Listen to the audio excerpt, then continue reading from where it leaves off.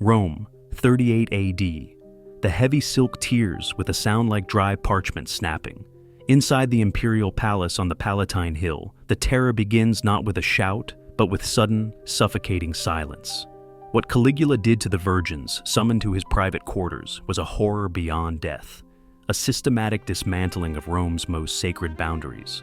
A heavy golden fibula falls to the mosaic floor, spinning to a halt near a sandal strap. It is the motif of the night. Gold discarded, value inverted. The emperor watches, his eyes glassy and unblinking. He does not seek mere pleasure. He seeks to sever the connection between these daughters and their ancestors. By dawn, their identities will be dissolved, their family names rendered unspeakable in the Forum. The doors are barred from the outside, turning the sanctuary of the Caesars into a tomb for the living. The irreversible cost is not flesh, but memory itself. The locks turn, sealing the only exit back to sanity. If you enjoy these dark histories, leave a like and subscribe and comment below where you're listening from. And now, back to the story. The procession moves deeper into the bowels of the Domus Tiberiana, leaving the familiar sounds of Rome far behind. The air cools rapidly, smelling of stale incense, damp limestone, and the faint, coppery tang of old lamps. The marble busts of Augustus and Livia watch from shadowed alcoves, their stone eyes blind to the desecration passing beneath them. The virgins are not dragged, they are guided with terrifying politeness by mute attendants clad in imperial purple.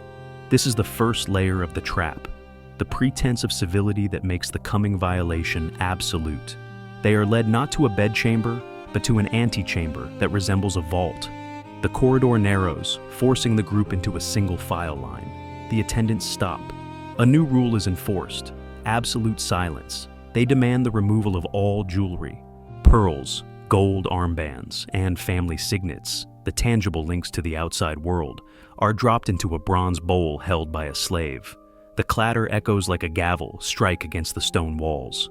Without their tokens of lineage, the women look identical in the flickering torchlight, stripped of the rank that has protected them since birth. A scribe sits at a small table, scratching into a wax tablet with an iron stylus. He does not ask their names. He verifies them against a list provided by the Praetorian Guard. He marks the tablet with a precise, bureaucratic indifference. This is not a party. It is an acquisition of state assets. No record leaves this room without blood on it.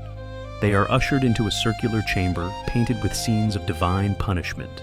Titans crushed by lightning, mortals flayed for hubris. The ceiling is low, pressing down on them. Here, the mercy is whispered by a Greek freedman standing in the shadows. He offers a silver cup of wine and a quiet way out. Simply acknowledge that Gaius Julius Caesar, Augustus Germanicus, is a living god, superior to Jupiter, best and greatest. Confess that their fathers are mere mortals, unworthy of loyalty compared to the divinity standing in the next room. It is a simple trade, blasphemy for safety. One girl, a daughter of the ancient Cornelii line, stops. She does not take the cup. Her hand hovers over the silver rim, trembling, then retreats to her side. It is a small gesture, invisible to history, but monumental in this room. To drink is to survive the night, but kill the soul of her house. To refuse is to invite the madness of the emperor. The silence stretches, heavy and thick, measured only by the dripping of a water clock in the corner. The freedman smiles, but it does not reach his eyes. He notes her refusal on a separate darker scroll. The air in the room shifts from anxious waiting to the static charge of an approaching storm. The heavy oak doors to the inner sanctum groan open, revealing a space bathed in blinding artificial light. Heat rushes out, carrying the scent of heavy perfume and sweat. The choice has been removed. The time for negotiation is over. They are no longer guests or even prisoners. They are subjects in a theological experiment designed to break the Roman spirit. The threshold crossed is the end of the known world. The doors lock with a mechanical finality that vibrates through the floorboards. Inside, the room is stiflingly hot, heated by braziers burning scented wood that clogs the throat. Caligula sits not on a curule chair, but on a raised dais, draped in the translucent silks of a foreign goddess, his face painted with white lead and vermilion. The condition is laid bare immediately. There is no sexual frenzy here, only a cold, theatrical demand for theological submission. He does not want their bodies yet. He wants their souls. He demands they kneel and recite the prayers usually reserved for Jupiter Capitolinus, but addressed solely to him. To comply is to shatter the religious bedrock of Rome. To refuse is treason. The air in the room grows heavy, breathless. The noble women stand rigid, their eyes fixed on the hem of his robe to avoid the madness in his gaze. He circles them, whispering secrets about their fathers, accusations of cowardice, theft, and impotence. This reveals the core why of the nightmare. This is not simple depravity, but a calculated political dismantling. By breaking the daughters, Caligula is publicly neutering the Senate. He is proving that the most powerful men in the empire cannot protect their own blood from his whim. The price has been set. Their social death is the currency he uses to buy his own divinity. Every minute they remain in this room, rumor spreads outside, and their value as pristine symbols of Roman virtue evaporates. Suddenly, the emperor stops pacing. The rhythm of the room snaps. He approaches the girl from the Cornelii family, the one who refused the wine. He holds out a golden wreath, the symbol of a priestess, but commands her to wear it as a collar.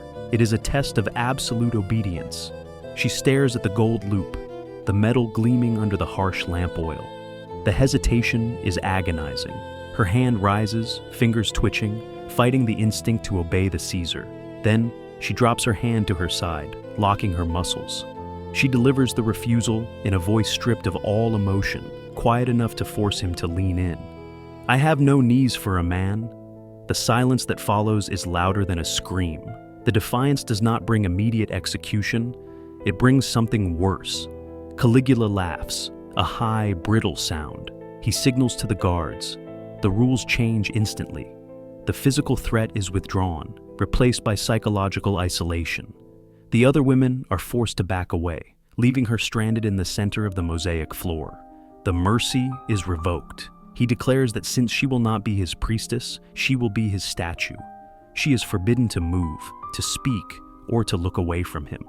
A god demands a witness, even a hateful one. Time dissolves. Hours pass in the suffocating heat. The sensory deprivation begins to erode their grip on reality. The smell of burning wax turns acrid. The shadows on the walls seem to detach and move on their own. The soft pressure of the initial demand hardens into a test of physical endurance. But here, the inversion takes hold. The silence intended to break the Cornelian daughter becomes her armor. By forcing her into stillness, he has given her a way to detach. She becomes stone, withdrawing her mind into the discipline of her ancestors, finding a sanctuary within the trap that he cannot touch. She is no longer a victim. She is a monument to the republic he is trying to kill. The torture is not what happens to the body, but what happens to the name. The emperor grows bored with her resilience.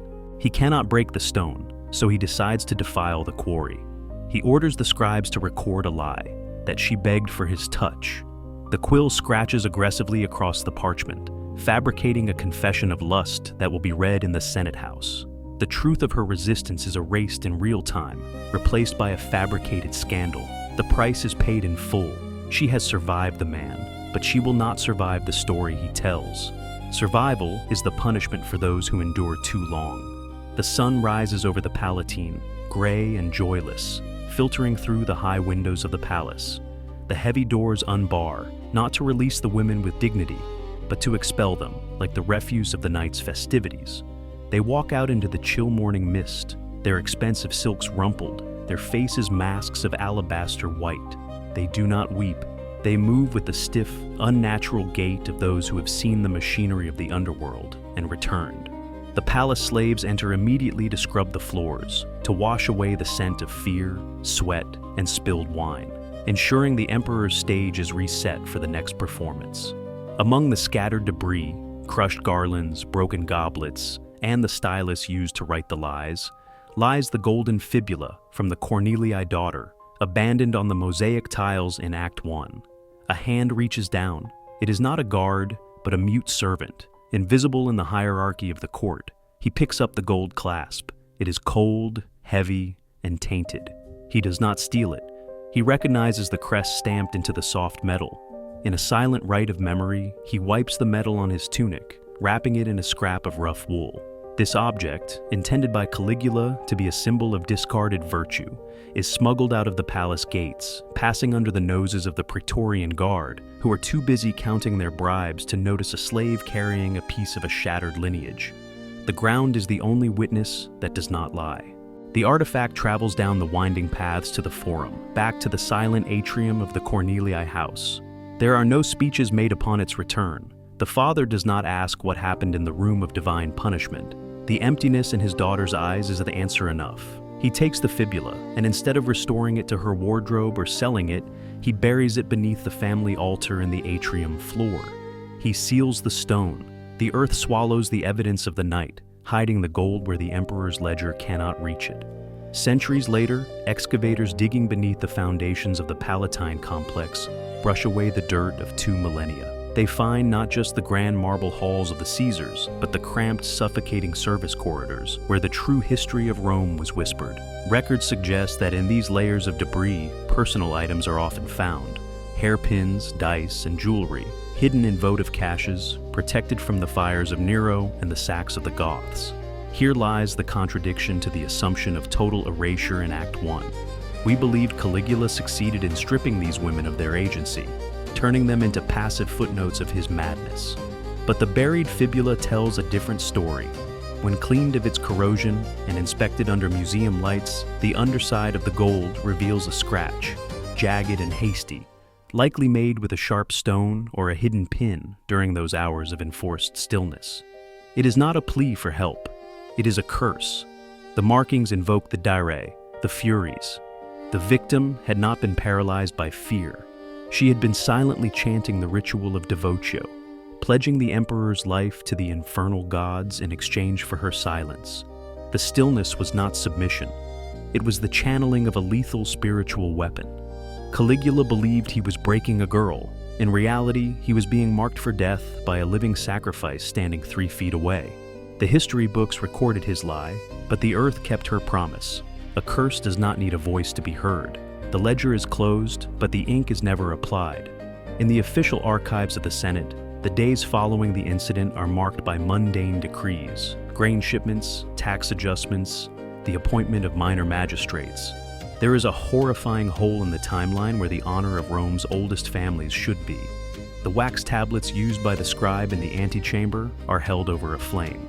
The heat softens the surface, the names of the Cornelii and the others dissolving into a smooth, black void. The evidence of their presence is not destroyed. It is simply smoothed over, made ready for the next set of names.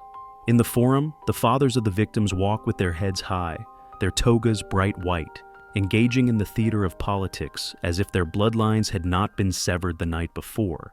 This is the true erasure. To speak of the violation is to make it real, so the city conspires to forget.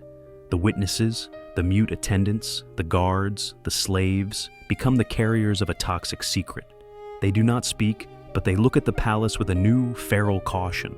The story survives only in the dark, whispered in the back rooms of taverns, turning specific women into nameless cautionary tales. High on the Palatine, the room is locked. Dust settles on the mosaic floor where the fibula once spun to a halt. The heavy silk that tore with the sound of parchment has been replaced, the tear mended with invisible stitches, the golden thread catching the light as if the violence never occurred. The silence that arrived with a gasp in Act 1 has metastasized. It is no longer the silence of shock, but the silence of complicity. The palace resets itself with mechanical indifference, swallowing the trauma to maintain the illusion of order. When Caligula inevitably falls 4 years later, stabbed to death in a tunnel by his own guards, the stroke of the gladius is a delayed echo of the curse scratched into the gold. But justice arrives too late to save the memory of the living. The women remain in the shadows of history, their resistance unrecorded, their trauma surviving only as a cold draft in the ruins of the Domus Tiberiana. We walk these ruins today, admiring the masonry, unaware that we are standing on a crime scene that was never cleared. Subscribe, hit the bell, and like. Some ruins remain standing only because the earth refuses to swallow them.